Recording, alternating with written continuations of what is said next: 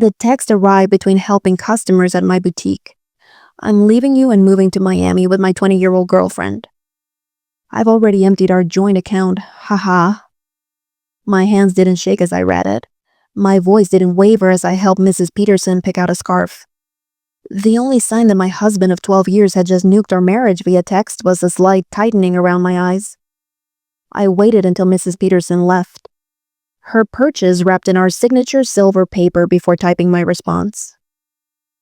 Good luck. My name is Claire, and at 38, I just received the most callous goodbye in history.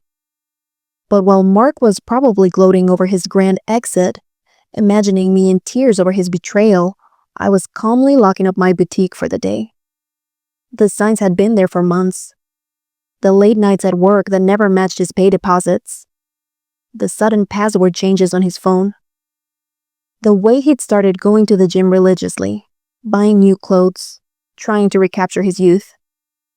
3 months ago, I'd found a receipt for dinner for two at an expensive restaurant, on a night he'd claimed to be working late. That same evening, I'd opened a separate bank account at a different bank. A week later, when he mentioned wanting to combine our accounts to simplify things, I'd agreed cheerfully while moving my personal savings to the new account. The joint account he just emptied, it contained exactly enough to keep him from getting suspicious. About 2 months' worth of regular deposits. The rest was safely tucked away, along with detailed records of every suspicious transaction he'd made over the past year.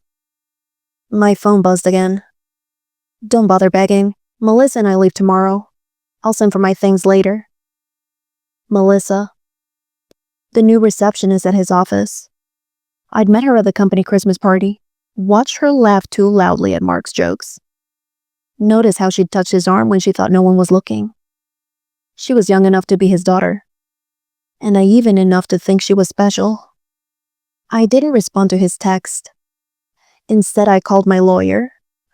The one I'd consulted 2 months ago when I'd found the hotel charges on our credit card statement. It's time, I said simply.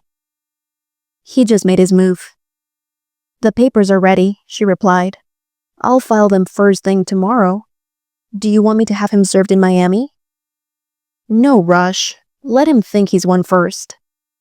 Another text from Mark. I know this must be hard for you. You're not getting any younger after all. At least you have your little shop to keep you busy. My little shop. The successful boutique I'd built from scratch. The one that generated more income than his middle management position. The one whose profits I'd carefully kept separate from our joint finances. I smiled thinking of the certified letters that would greet him in Miami. Let him enjoy his moment of triumph. I spent that evening in our house. My house, since I'd inherited it from my grandmother, and kept it in my name despite Mark's repeated suggestions to add him to the deed. Another lucky instinct that had paid off. While organizing the paperwork my lawyer would need, I found our wedding album. Mark looked so different then, before his midlife crisis had turned him into a caricature of his former self. These days he wore shirts too tight for his softening middle.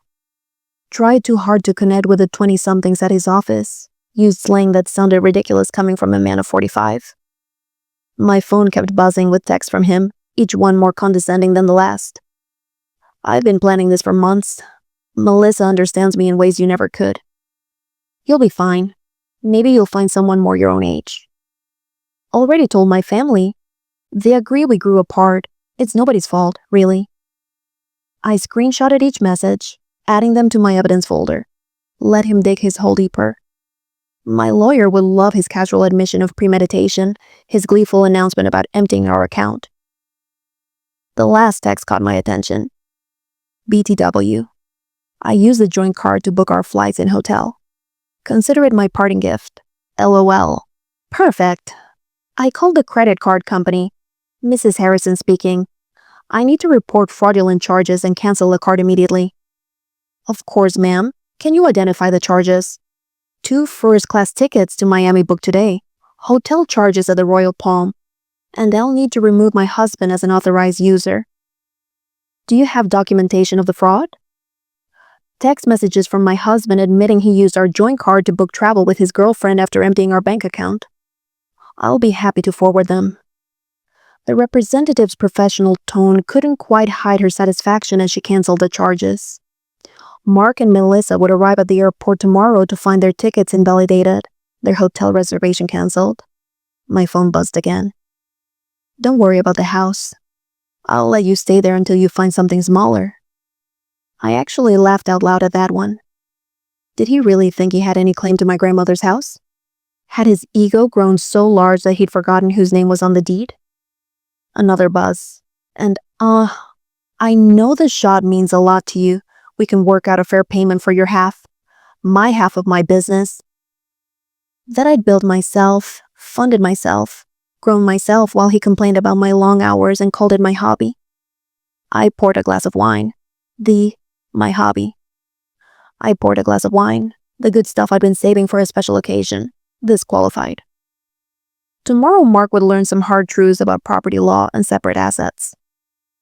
But tonight I'd enjoy the quiet and plan my next chapter. Morning brought a flurry of increasingly angry texts from Mark. What the heck did you do to our credit card? The airline won't honor our tickets. The hotel canceled our reservation. Answer me. I silenced my phone and headed to my boutique. Friday was always our busiest day, and I had a new shipment of designer handbags to unpack. Life goes on, even when your husband runs off with a receptionist young enough to be his daughter.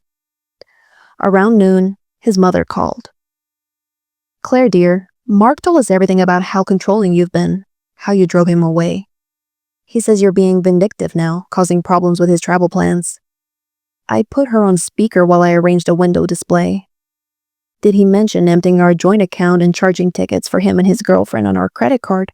Silence. Then, well, he said you left him no choice. That you'd been cold and distant.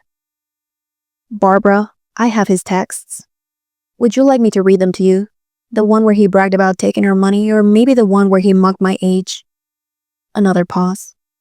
He did seem a bit cruel. I told him that text message was inappropriate. I appreciate the call, Barbara. I've always liked you, but I think it's best if we end this conversation now. My lawyer has advised minimal contact with Mark's family during the proceedings. Proceedings? Already? Goodbye, Barbara. By late afternoon, Mark's sister Amanda was spreading family gossip through mutual friends. Apparently, Mark and Melissa were stuck at a budget motel near the airport. Their Miami dreams temporarily derailed? He tried using his personal credit cards, but those had been maxed out for months. Another red flag I'd noticed. My lawyer called with an update. The emergency hearing is scheduled for Monday. Given his admission of emptying the joint account and the documented credit card fraud, we're in a strong position to freeze all remaining assets. Has he been served yet? Not yet, but he'll get the papers at his new motel address. Speaking of which, his girlfriend's social media is providing excellent evidence. She's been posting about their adventure all day, including some choice comments about you. I smiled, thinking of my own documentation, a year's worth of suspicious charges, hotel receipts, text messages that proved premeditation. Mark had been so focused on his grand escape that he'd never considered I might be watching, waiting, preparing. My phone buzzed with another text. You think you're so smart, but I made copies of all the boutique's financial records. Half that business is mine. I forwarded the text to my lawyer, adding it to the growing file of Mark's mistakes. Let him learn the hard way about separate assets and business ownership. Sometimes the best revenge is simply being prepared. The emergency hearing on Monday was everything I could have hoped for. Mark showed up in his new young wardrobe, designer jeans too tight for his age, a blazer that screamed midlife crisis. Melissa waited outside, her youth painfully obvious under the harsh courthouse lighting. My lawyer presented our evidence methodically. Mark's gleeful text about emptying our account, his credit card fraud, his documented history of hidden expenses. Each piece carefully collected over months of quiet observation. Your Honor, Mark's hastily hired lawyer attempted. My client admits to some rash decisions, but Mrs. Harrison's actions have been vindictive and calculating. Calculating, my lawyer countered. You mean prudent? My client protected her separate assets and maintained detailed records of her husband's suspicious behavior. That's not vindictive. That's smart business. The judge reviewed my documentation. The separate property deed to the house. His behavior. That's not vindictive. That's smart business. The judge reviewed my documentation. The separate property deed to the house. The boutiques and corporation papers in my name only. The careful separation of business and personal finances that Mark had always complained about. Mr. Harrison, the judge addressed Mark directly. You admitted via text message to deliberately emptying a joint account and using shared credit cards to fund a trip with your girlfriend. Do you deny this? Mark shifted uncomfortably.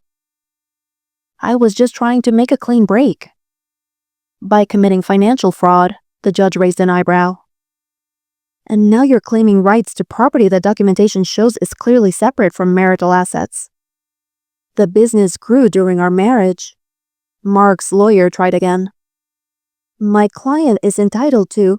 The business was established before the marriage, my lawyer interrupted, and Mrs. Harrison maintained a strict separation of business and personal finances throughout. We have documentation of every penny invested and earned. I watched Mark's face as reality started sinking in. He thought this would be easy. Empty our accounts, run off with his girlfriend, maybe claim half my business in the divorce. He'd never bothered to understand my insistence on keeping things separate, had mocked my careful bookkeeping as obsessive. The court finds sufficient evidence of financial misconduct, the judge announced. All shared assets are frozen pending final dissolution. Mr. Harrison is ordered to return any funds removed from joint accounts within 24 hours. But that money's gone, Mark protested. We spent it on. Then I suggest you find a way to replace it, the judge cut him off. And Mr. Harrison, the court takes a very dim view of using shared credit cards to fund adventures with paramours. Outside the courthouse, I heard Melissa asking Mark about their Miami plans. His response was lost in the sound of my heels clicking confidently across the marble floor, heading back to the business he'd never understood or respected. The next few weeks brought a string of increasingly desperate moves from Mark. He tried claiming the boutique had been his idea. He remembered investing money in its early days. He even suggested he'd been my business partner all along, claims quickly disproven by my meticulous records. He's getting desperate, my lawyer observed. His girlfriend's social media shows they're staying at her studio apartment now. Apparently living on a receptionist's salary isn't quite the glamorous escape he imagined. Mark's family started reaching out, their tone markedly different from their initial accusations. We had no idea, his sister Amanda admitted. He told us you'd been cold, controlling that he needed to escape. But then we saw his texts, the way he bragged about taking your money. That's not the brother I thought I knew. His mother called again, this time in tears. The things he said about your age, about replacing you with someone younger. I raised him better than that. I thought I did anyway. I let their calls go to voicemail. Their support might have meant something weeks ago, but now it felt like rats deserting a sinking ship.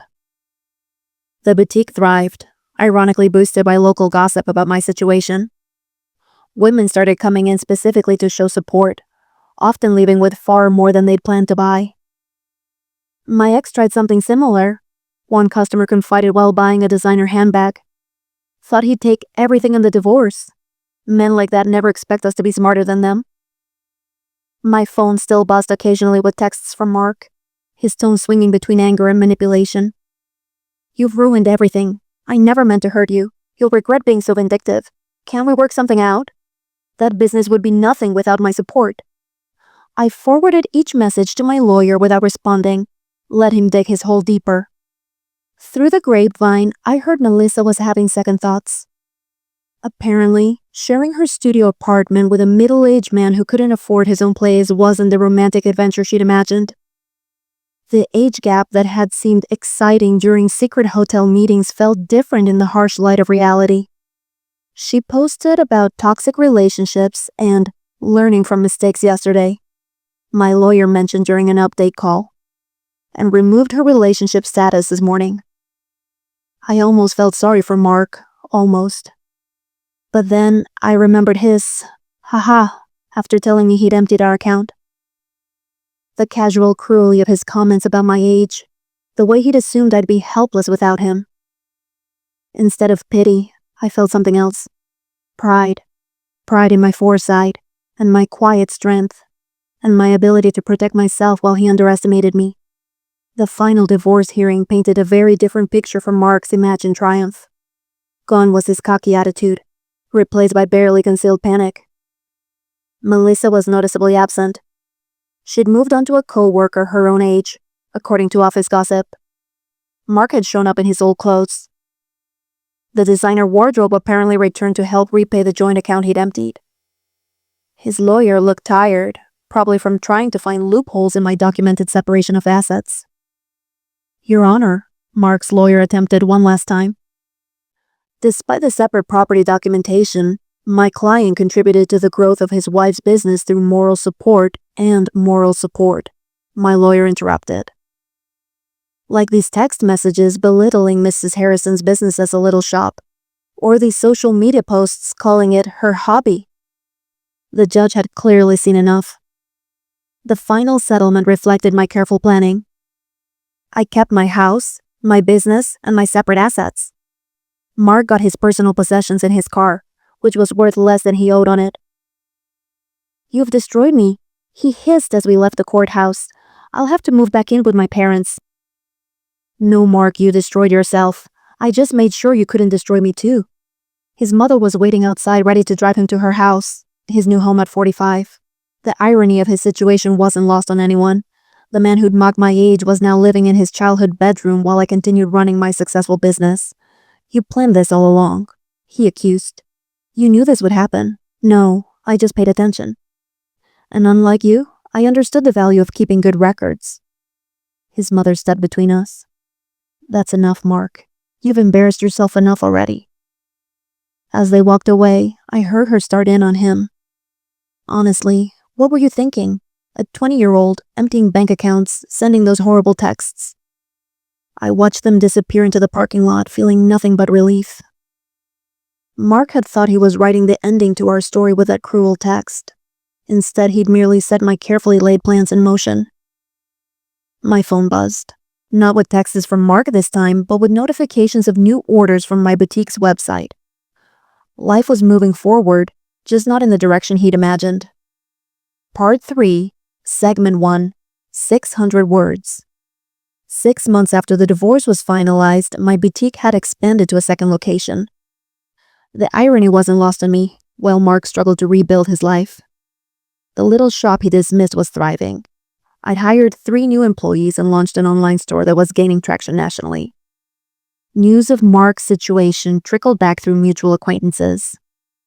He'd tried dating apps but found women his age weren't interested in a middle-aged man living with his parents. Younger women, having heard about his history through office gossip, steered clear. Melissa had apparently warned her friends about him, sharing screenshots of his desperate attempts to win her back after she'd left. His career suffered too. The company's HR department had launched an investigation into his relationship with a subordinate, resulting in a formal reprimand. The promotion he'd been expecting went to someone else, someone who didn't have a history of inappropriate relationships with reception staff. He tried to claim age discrimination, Amanda told me during an unexpected visit to the boutique. Said they were punishing him for dating someone younger. HR just added that complaint to his file. I was surprised to see his sister in my store, but her presence spoke volumes about how thoroughly Mark had alienated his own family. I know we didn't support you at first, she admitted, running her fingers over a silk scarf. He played the victim so well, but watching how he handled everything, how he acted afterward, I'm ashamed we ever believed him. My lawyer kept me updated on Mark's continued attempts to challenge the divorce settlement. Each petition was denied, his claims of unfair distribution dismissed, based on the evidence of his own actions. He actually tried arguing that his text about emptying the account was just a joke, she told me, laughing. The judge asked if haha made theft less illegal. The boutique's success brought unexpected validation. Local business magazines wanted to feature my story, not as a scorned wife, but as a savvy businesswoman who'd protected her interests. Young entrepreneurs asked for advice about keeping business and personal finances separate. The best protection is preparation. I told one young woman who reminded me of Melissa. And always trust your instincts. Mark's mother called occasionally, usually after he'd done something particularly self-destructive.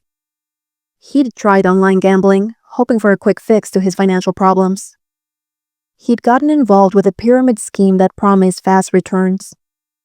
Each attempt to recover his former lifestyle just dug him deeper into trouble.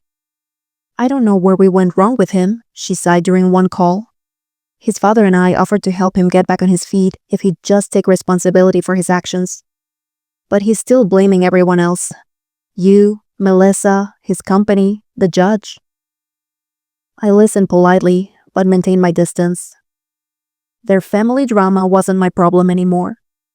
My life had moved forward, filled with plans for a third boutique location and a possible expansion into luxury accessories.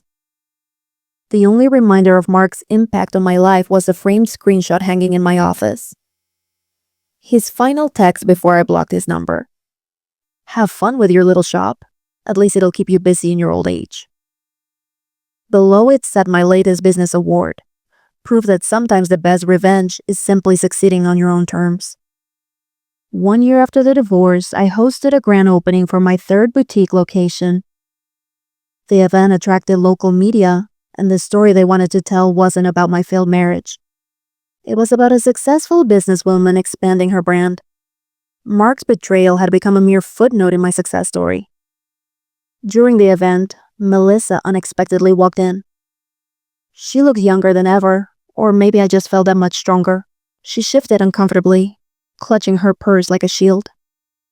I owe you an apology, she said quietly. I believed everything he told me about how you were cold, controlling, how you didn't support his dreams. Then I watched him try the same manipulation tactics on me when things got tough. I continued arranging a display of designer sunglasses. Those weren't his dreams, Melissa. They were escapes. There's a difference. I know that now, she paused then added. He tried to move in when you froze the accounts. Thought my studio apartment would be temporary. After 2 weeks of him complaining about the size of my closet and suggesting I take out a loan for a bigger place, I understood what you meant about the difference between dreams and escapes. I actually laughed at that. Let me guess. He had big plans, but no way to fund them. Exactly. Everything was going to work out once his investments paid off. Once he got that promotion, once his cryptocurrency definitely increased in value. She shook her head. I'm dating someone my own age now. We have student loans and a small apartment, but at least we're building something real. After she left, my assistant manager whispered, Was that the girlfriend? No, I replied. That was just another woman who learned the same lesson I did.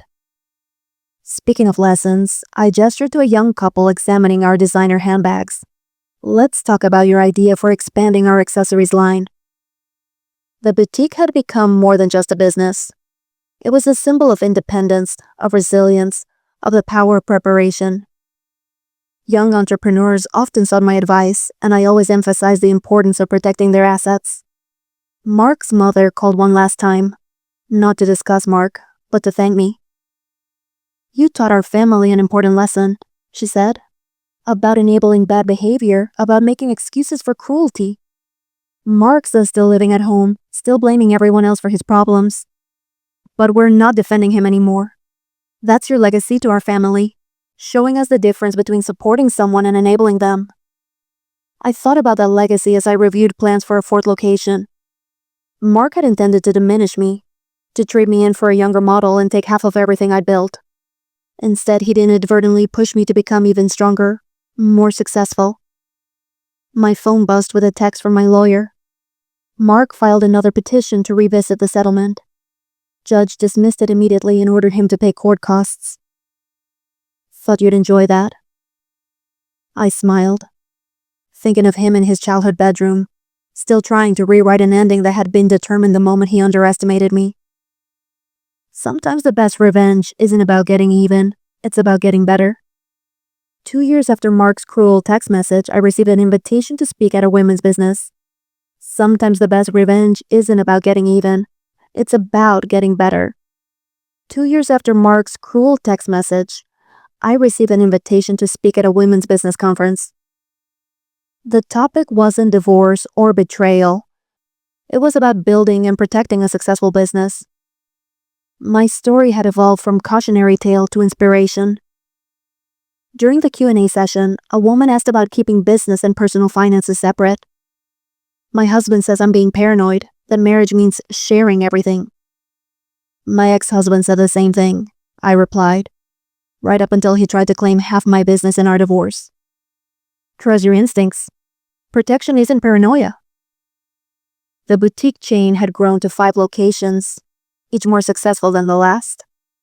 The little shop Mark had mocked now employed 30 people and had been featured in several national magazines.